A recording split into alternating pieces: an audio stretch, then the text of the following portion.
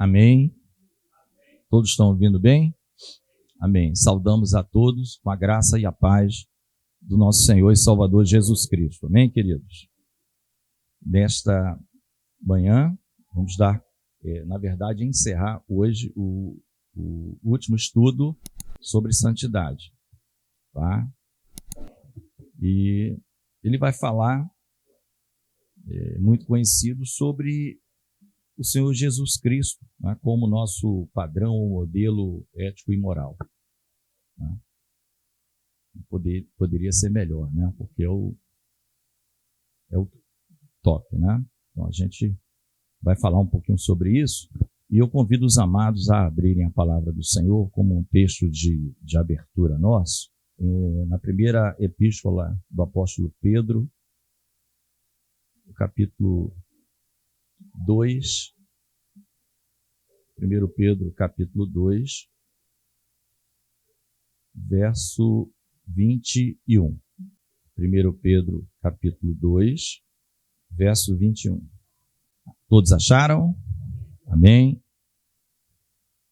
Diz assim a palavra do Senhor: porque para isto sois chamados, pois também Cristo padeceu por nós, deixando-nos o exemplo, para que sigais as suas pisadas. Amém?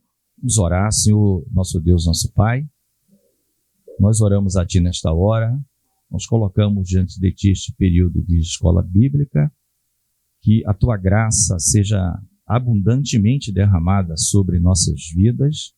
Ó Deus, o Teu Espírito Santo nos dê toda a assistência, ó Deus, e fale a cada coração aqui presente. Oramos agradecidos em nome de Jesus. Amém. Os irmãos podem estar assentados. Versículos na Bíblia é o que não faltam sobre seguir o exemplo do Senhor Jesus Cristo. Nessa carta do apóstolo Pedro, ele vem falando sobre alguns deveres dos servos cristãos e condutas no meio deste mundo, no meio dos pagãos, enfim. Ele vem de maneira bem sucinta, ele vem falando comportamentos diante de autoridades, o que devemos fazer, o amor, a honra. Obrigado. Né? E quando ele chega nesse versículo que nós lemos, ele vai dizer que nós fomos chamados por Deus exatamente para isso, para sermos um diferencial na terra. Por isso que o Senhor fala que, como igreja, nós somos o sal da terra e a luz do mundo.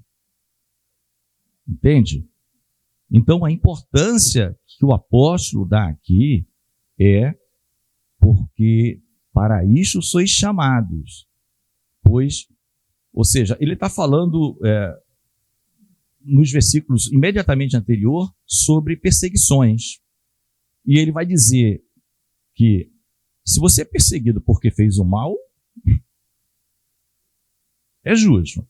Agora, se você é perseguido, afligido e sofre, mesmo fazendo bem, ele vai dizer que isso é agradável a Deus. Olha que coisa.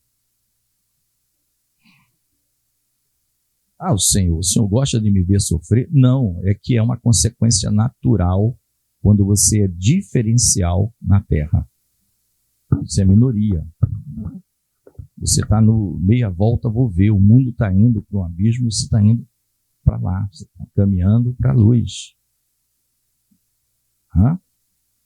Como a luz da aurora, vai brilhando mais e mais até ser dia perfeito. Então ele vai dizendo que Cristo também padeceu por nós. Ele não padeceu por nós? Aí ele vai dizer que isso é um exemplo. Exemplo é algo que a gente não só serve como algo a ser seguido, não é? Bons exemplos. Aí será que existe um exemplo melhor do que a própria vida de Cristo? né? Percebem? Então ele vai dizendo, deixando-nos o exemplo. A única coisa que nós não podemos fazer, nem ninguém, nem apóstolo nenhum, é a obra expiatória. Não tem como irmos à cruz, morrer por alguém. E a nossa morte, o nosso sangue salvar alguém. Isso o próprio apóstolo Paulo fala, com relação aos próprios judeus, irmãos dele. Ele fala que se pudesse, ele seria anátema pelos irmãos dele, maldito. Mas o sangue de Paulo não salva ninguém. Só o sangue de Jesus. Né? Mas os sofrimentos e as perseguições, elas vêm. Então ele vem dizendo que é para nós também seguirmos as suas pisadas. Então esse texto é um texto que fala dessa questão do exemplo, deste modelo, né? Deste modelo de Cristo. E nós vamos ver até o finalzinho da aula, se tiver mais próximo para terminar, nós escolhemos, pela misericórdia de Deus, um exemplo bíblico do Antigo Testamento que seguiu muito bem essas coisas, né? Ainda que não conhecesse a Cristo, mas ele já era registrado a vida deste homem como um exemplo humano, portanto, não 100% perfeito, mas a gente vai ver no final. Um outro texto interessante que fala de aprender com o Senhor e que é acessível a todos, como o irmão Hermélio falou, está em Mateus 11, 29. Né? Mateus 11, 29. O famoso vinde a mim, tal, né? Todos vós que estáis cansados, começa no 28, 29, mas o 29, o Senhor vai dizer o seguinte, olha, tomai sobre vós o meu jugo e aprendei de mim. Mas você lembra que no anterior ele faz o convite? Então podemos ir, vinde. Mas o nosso foco, né, tá aqui, ó, vinde a mim. Você está cansado de apanhar aí no mundo, sobrecarregado? Vinde a mim. Ele está dizendo que vai te dar descanso. Aí o 29. Por quê? Porque você indo a ele, tomando o jugo dele, o senhorio dele, você vai aprender dele, pois ele é manso e humilde de coração. E mais uma vez ele vai falar em descanso para as vossas almas. O Senhor está sempre falando na consequência boa para quem segue ele. Por isso que eu falei, a obra da cruz, aquele vitupério, é só ele. Ninguém. Aquela vergonha que nós pregamos na Cristo crucificado é dele. Porque é o único que o Pai aceita. É a propiciação. Né? Propiciação. A oferta perfeita no altar. Aquela oferta perfeita no altar. Não precisa se repetir. Mas nós estamos vendo o exemplo. Então, é acessível seguir as pisadas de Jesus? Sim, ele mesmo está falando. Pedro falou lá na frente e ele está dizendo, aprendei de mim. Né? E ele vai ensinar, por exemplo, que nós devemos negar a nós mesmos, nossa carne. E ele vai dizer que isso é bom para nós. Isso é bom para nós. Um outro exemplo, bem simples, sabe? 1 Coríntios 11, 1. A gente podia, como eu falei, existem inúmeros exemplos desse tipo de comportamento. 1 Coríntios 11, 1 é aquele que Paulo vai falar para que nós o imitemos como ele imita Cristo, salvo engano. Isso. Não é? Sede meus seguidores, em algumas versões imitadores, como também eu sou de Cristo. Então, o que Paulo estava dizendo é que se você seguir também ou imitar Paulo, ele não está dizendo, ele não está colocando o mérito nele. Ele está dizendo é que ele tem um que está acima dele, que é o referencial dele, Cristo. Tá? Cristo. Isso para quê? Para que as pessoas não fiquem seguindo homens. Você pode ter como exemplo, e deve ser, como Paulo escreve a Timóteo, que Timóteo seja exemplo na congregação, jovem pastor, né? Mas sabendo que acima a referência máxima é Cristo. Então, que esses bons exemplos se multipliquem. Amém, queridos?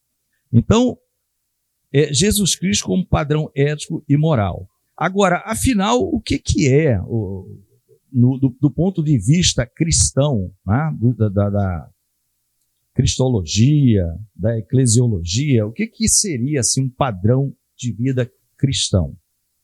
Tá? Vou colocar aqui o que o autor colocou para nós, das nossas fontes de estudo. É bem simples. Tá? É bem simples. É um conjunto de valores, princípios e condutas. Né? Lembre-se, conduta é exatamente a parte prática. Então, ser exemplo de Cristo não é no papel. Na teoria é muito fácil. Os princípios estão lá. Mas eu vou ter que traduzir isso, observar isso nas minhas condutas. Os valores, né? Hoje em dia não, já há muito tempo as empresas veio com essas coisas, né? Não tinha isso no passado quando a gente era pequeno. Aí as exigências foram subindo nas empresas, aí as empresas colocam nossos valores. Aí está lá, os valores né? Nossos princípios. Se eles seguem ou não sei, mas está lá. Está para o funcionário ler. Nossos princípios, nosso código de conduta. Não tem isso nas empresas? Né? Não tinha assim no passado, era uma coisa mais ou menos assim automática, tal. Mas depois foi colocado, começou a se colocar isso, a população aumentando, o número de empresas crescendo, era colocado os nossos princípios, os nossos valores, os nossos objetivos, tem um código de conduta, tem mais de um código de conduta, tem um código de conduta de todos os funcionários, agora para quem é o staff ali, aquele grupo, ainda é mais apertado. Um código de conduta ainda mais, a régua sobe. Né? Nas empresas, os diretores e tal. Isso está no papel. Né? Então, o padrão de vida é esse conjunto de valores, princípios e condutas, como para o nosso propósito, que um seguidor de Cristo, um discípulo, então, que interessa para nós, deve adotar em sua vida, e aqui vem um detalhe, diária. Não é aos domingos. Não é aonde você se congrega, seja onde for, como o pastor dizia, debaixo do pé de um abacateiro, de uma mangueira, né? É uma igreja. Tá? Ali ela não tem lugar onde se reunir, mas a igreja são as pessoas ali reunidas. Então não é aqui, é diário e em todos os lugares, na sua casa, no seu trabalho. Então ele é diário. Esses padrões são baseados nos ensinamentos da Bíblia Sagrada e em especial na vida do nosso Senhor Jesus Cristo, servindo, melhor dizendo, como guia para uma vida de fé e integridade. Ou, se você quiser trocar a palavra integridade, santidade, que é o tema. Porque se você se permanece íntegro, está em santidade, você não foi corrompido. Então é simples o conceito, padrão de vida. É você observar princípios, valores, e aí quando chega, nunca esquecer da palavra conduta, porque se fosse princípio, valores, é a teoria, é o que está lá. Aí a conduta é a aplicação disso que eu tenho como um valor na minha vida, no meu dia a dia, né? É usado constantemente. Isso vai servir de guia para uma vida de fé e integridade ou santidade. Né? Até o que eu coloquei no status ontem, que deve estar até agora, ainda no WhatsApp, né? Fala exatamente que o que vence o mundo é a nossa fé. A nossa fé. Então, olha, estava tendo uma dificuldade ali, mas estava todo mundo aqui, ninguém foi para casa. O Senhor vai honrar, vai ter culto. Nós vamos louvar o Senhor.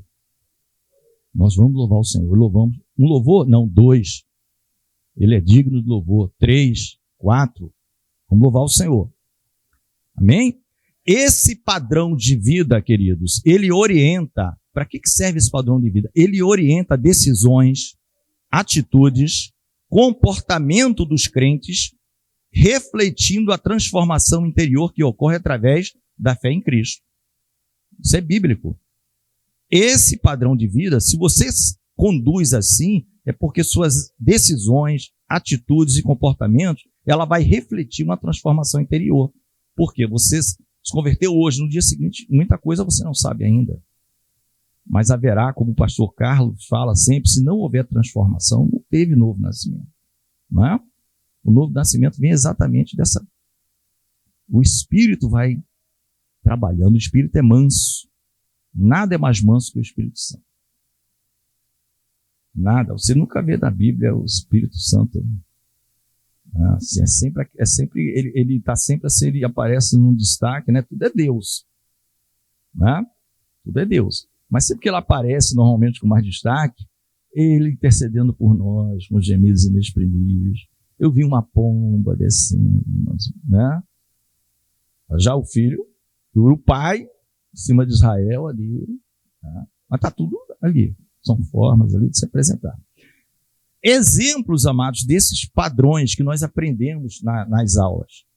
Por exemplo, vamos dar aqui alguns exemplos que o autor que nós estamos estudando fala desses padrões que Jesus seguia e nós, como crentes, devemos seguir. Ele deixou como exemplo para nós, porque o povo não era assim. O povo era um povo rude. Amar ao próximo, não é?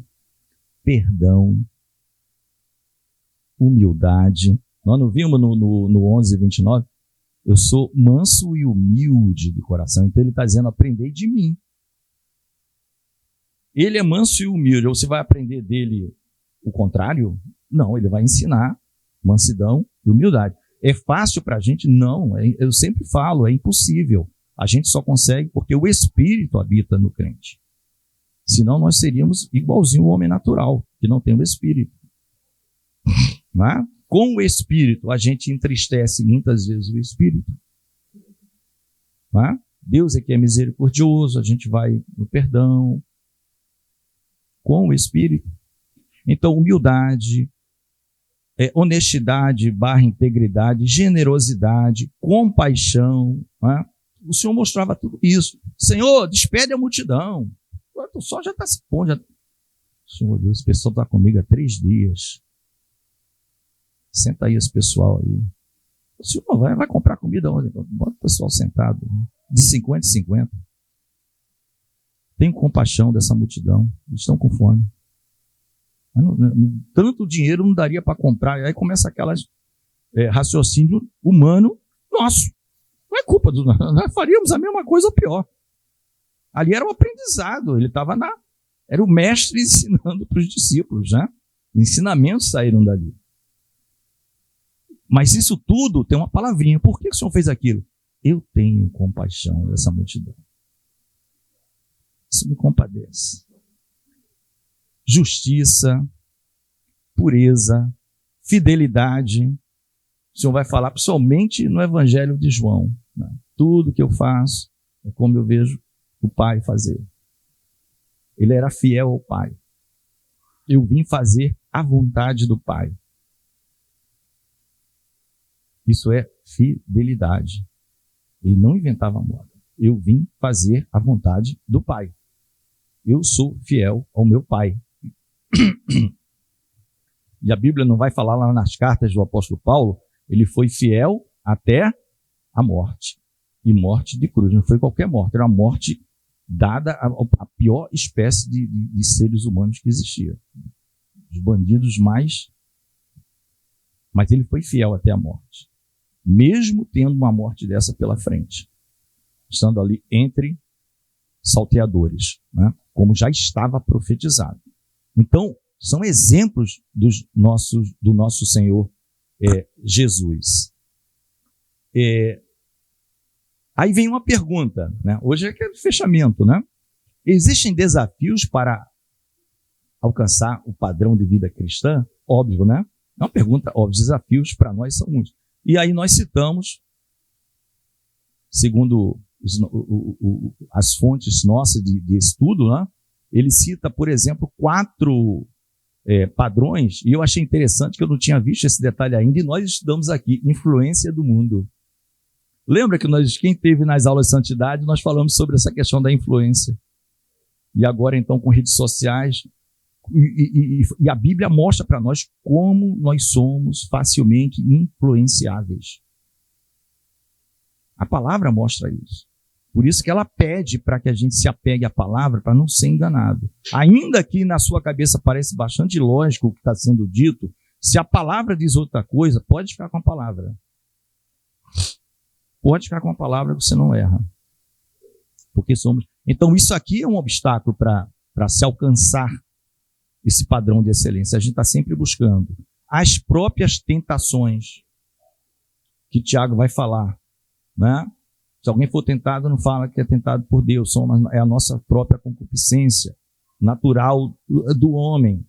Então tem que lutar contra isso. As pressões sociais, e aí entra tudo, questões trabalhistas, emprego, distância para se deslocar, o dinheiro que não fecha, no 15º dia acabou tudo, e faltam mais 15 dias para você pagar as contas. São muitas pressões sociais. Isso é um desafio para alcançar o padrão. Nós não podemos mentir. É uma verdade nossa. É uma verdade. Por isso que a gente tem que estar na dependência do Senhor, porque o Senhor é o nosso provedor. Não te deixarei, nem te abandonarei. Diz o Senhor lá em Hebreus, é uma citação. E as próprias fraquezas humanas, em que nós colocamos também como fragilidade humana. Em que o salmista coloca isso. Salomão coloca isso nas suas orações. Senhor, tu sabes o que é o homem. Quão frágil nós somos. Quão frágil nós somos. Mas o importante, qual é a diferença do crente, irmãos? É que o crente reconhece isso. O homem soberbo não reconhece. Ele se auto-justifica, ele não precisa de Cristo. Ele diz que não precisa, que ele é bom. Eu me garanto, eu isso, eu aquilo. E não é assim, a gente tem que entender que existem desafios. Mas com Cristo e a fé é a que vence o mundo. Mas em contrapartida, os benefícios de uma vida cristã, meu irmão, quando a gente vai nisso, nessa luta contra a nossa própria carne, que a gente tem que crucificar, como está em Gálatas. É como se fosse um corpo preso na cruz, que quer fazer algo, mas ele está preso, dolorido, né? Gálatas, Paulo, quando escreve aos Gálatas, ele fala isso.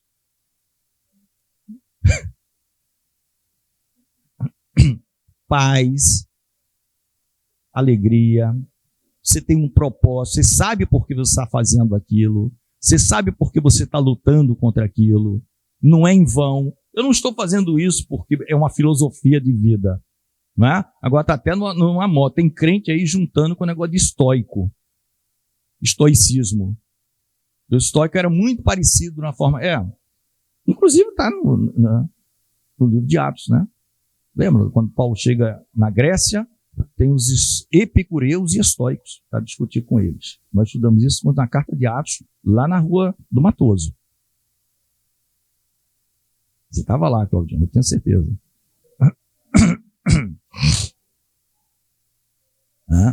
Então o estoicismo tem essa vida, tem esse estilo de vida. Só que o estoico não tem Cristo, meu amigo. Não adianta você ter é isso que eu estou falando, o homem tem um estilo de vida. Saiba aceitar as dificuldades. Entenda que o mal, de fato, pode acontecer na sua vida. Seja sóbrio.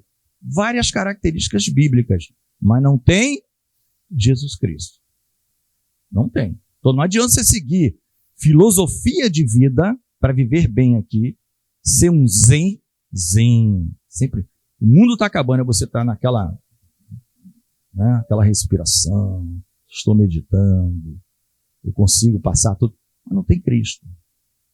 Você não é aceito, não adianta, tá?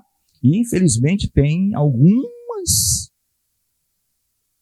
internéticos da vida aí falando. Você pode até falar para explicar o que é, mas para dizer que é um modo de vida cristão, não é. O modo de vida cristão leva em conta você reconhecer a miséria humana. Falar como Paulo, miserável homem que eu sou. quem me livrará do corpo desta morte? Aí a resposta está logo no versículo seguinte. Graças a Deus por Jesus Cristo. Aí eu coloco assim, graças a Deus que o Pai providenciou Jesus Cristo para o meu problema. Em suma, queridos, o padrão de vida cristã é um chamado para vivermos de forma santa, justa e amorosa, refletindo a imagem de Cristo em nossas vidas. Não é? Isso está em imagem Romanos 8, não é? 28, vamos ver se é Romanos, é por aí, é Romanos 8,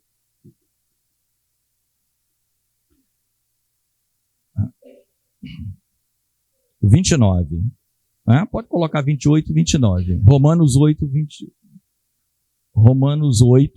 isso, 28, depois 29, né? Então o que é que diz aqui, queridos? E sabemos que todas as coisas trabalham juntamente, né, para o bem daqueles que amam a Deus. Então já existe um relacionamento responsivo da nossa parte. Mas nós amamos por quê? Porque nós reconhecemos que Ele nos amou primeiro. Né? 1 João 4,16. Nós o amamos porque Ele nos amou primeiro.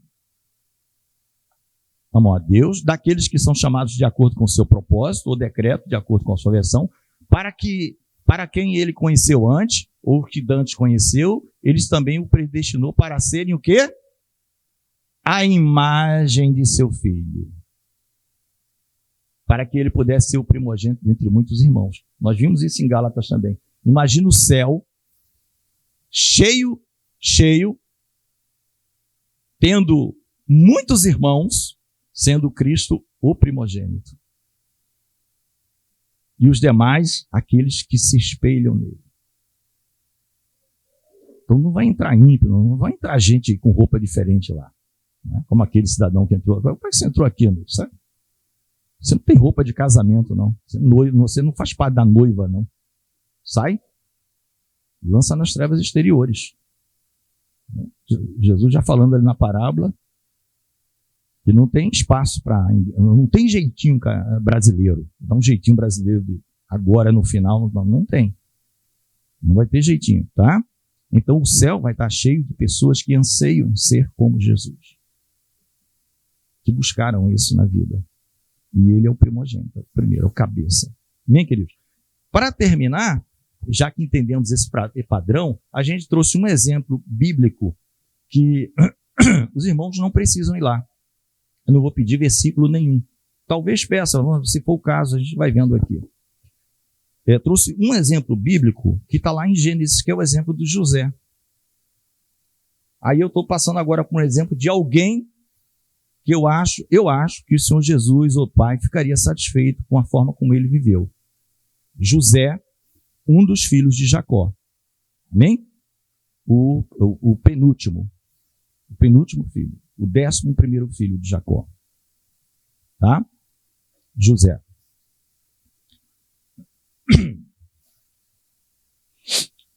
Vai de Gênesis capítulo 37 até o 50, que é o final.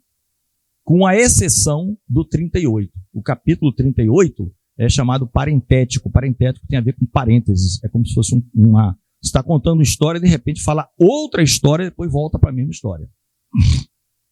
Então 38 está falando de José, 37. Aí de repente Judá e Tamar. Aí volta para José de novo.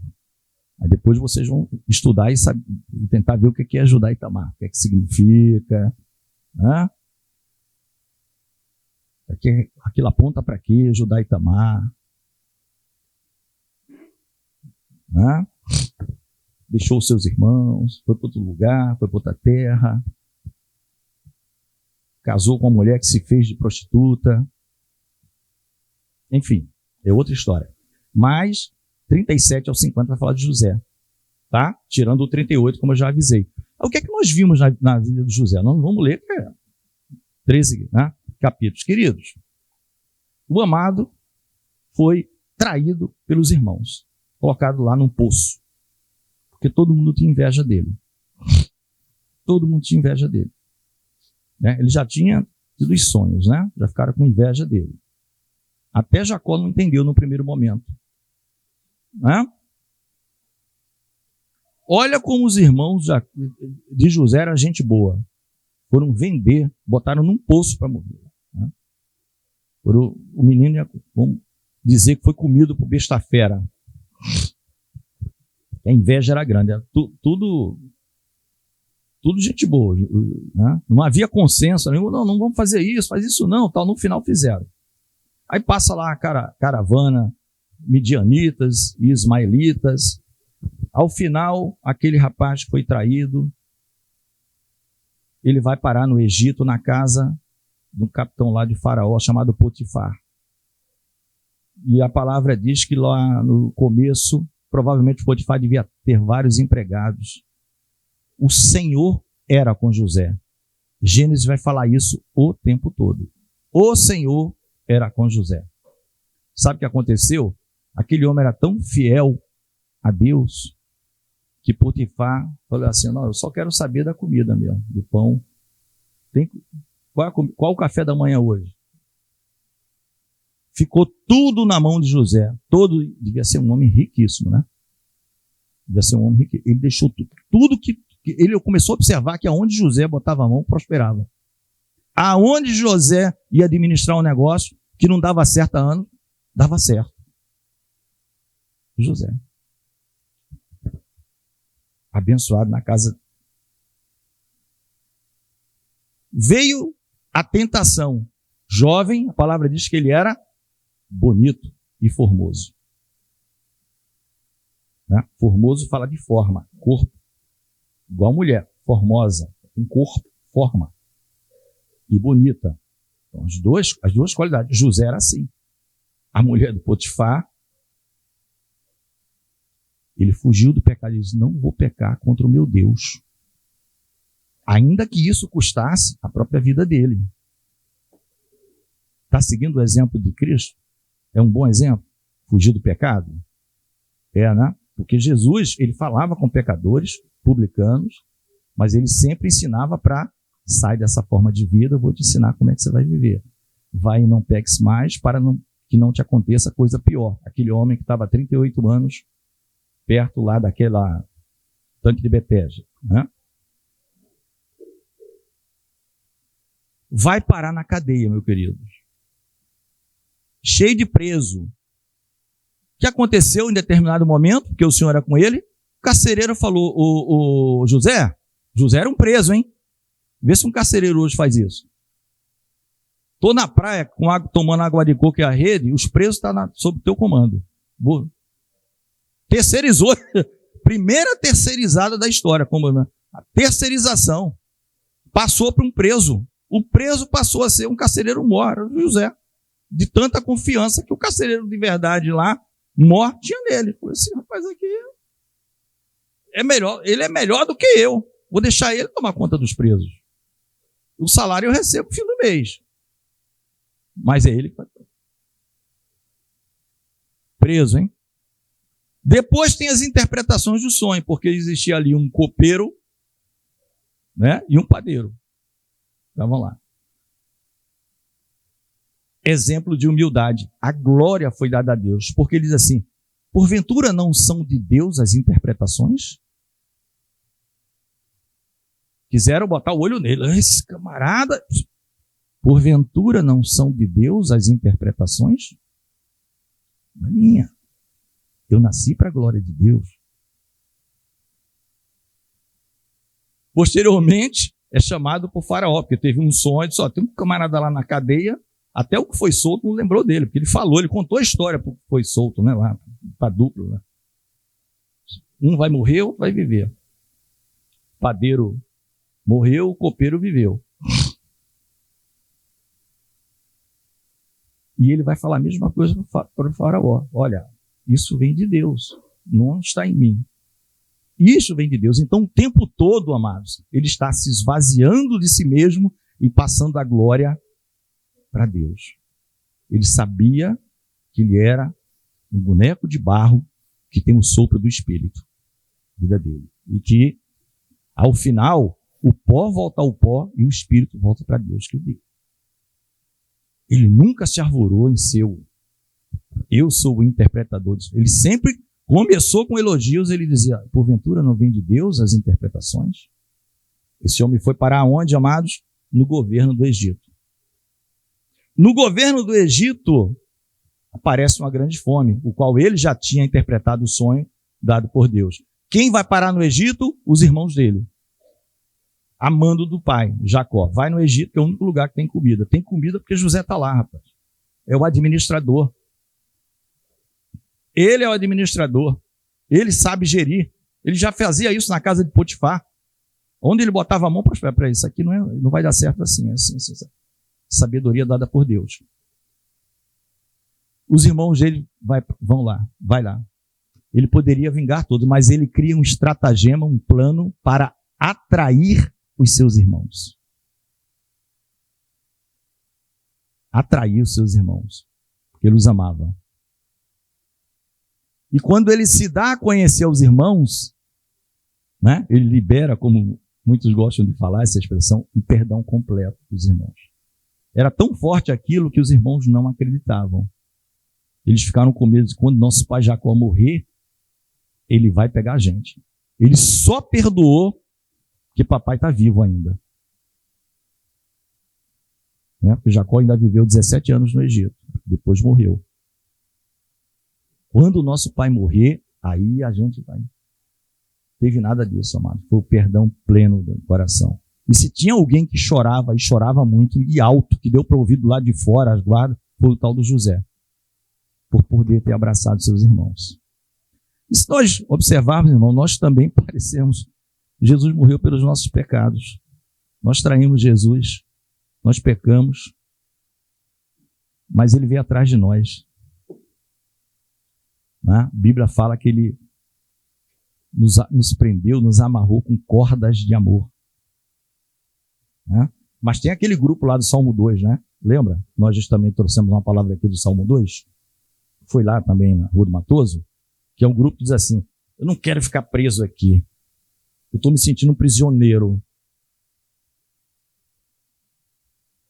No Salmo 2. Aí Deus fala, por que vocês... Né? Por que as nações se rebelam contra Deus e o seu ungido? Eu estou dando vida, segura, não quero, me sinto um prisioneiro aqui. Então vai viver seu mundo. Perdão, plano completo. Mas, tem mais bênção.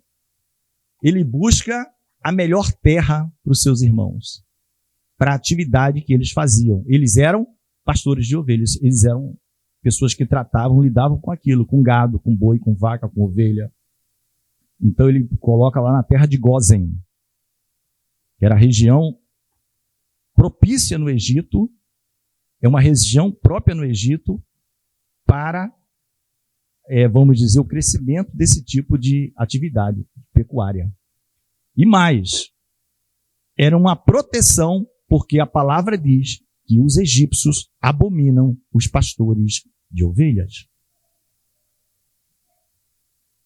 Os egípcios abominam os pastores de ovelhas. Isso continua no dia de hoje. O mundão aí abomina, fala mal, calunia o tempo inteiro de pastor de ovelha. Né? Notícia com pastor de ovelha dura 2 anos na televisão. Notícia de outras coisas, aí bem piores, nem fala. Não fala não. Ou então fala distorcido. E no final, amados, vamos ficar de pé, esse homem é um homem visionário. Olha como ele agrada o Senhor Jesus como um exemplo. Ele disse assim, olha, isso era o começo, 70 almas foram lá, isso era o começo da ida para o Egito. Eles ainda não eram escravos, eles iam se tornar escravos. Mas José já dizia, o Senhor nosso Deus há de tirar vocês daqui um dia e levar para uma terra. Vocês guardem os meus ossos, porque eles vão no caminho. Os meus ossos vão com vocês. Então ele está vendo ao longe. Ele está olhando para a eternidade. Ele sabia que ali não era o lugar dele. E Jesus fala isso para a gente. Paulo fala isso. Pensai nas coisas do alto. Deus já nos abençoou com toda sorte de bênção nas regiões celestiais em Cristo. Efésios capítulo 1. Né? Bênçãos. Capítulo 1. Amados, a Bíblia está cheia disso. Tanto no Antigo quanto no Novo Testamento. Né? Tanto no Antigo quanto no Novo. A filha de Caleb, está lá no livro de Juízes, casou com Otniel, o primeiro juiz, esse Otniel. E ela diz assim: pai, a terra que o senhor deu para a gente não é uma terra muito boa. Tá? O que é que você precisa? Eu quero terras superiores e terras inferiores. Fontes superiores e fontes inferiores. Eu vou dar. Ele deu. Enquanto estamos aqui, o Senhor nos abençoa já nas regiões celestiais e também aqui. Mas tem que andar assim, ó, coladinho com Deus. Né? A gente viu um exemplo aqui que não é, pelo menos, estou muito longe de chegar no padrão José a vida inteira, né? Assim como cristão. Mas eu vou continuar como o Paulo diz, olhando para frente, deixando para trás as coisas que se passaram e buscando seguir as pisadas do nosso Senhor Jesus Cristo. Jesus Cristo, não é? Porque, amados, quando ele fala em levar os ossos, ele já está dizendo, não se preocupe caso você morra antes de Cristo voltar. A sua herança está guardada, a sua coroa está guardada. Não é a morte não significa nada para a gente já morreu, na verdade, para o mundo.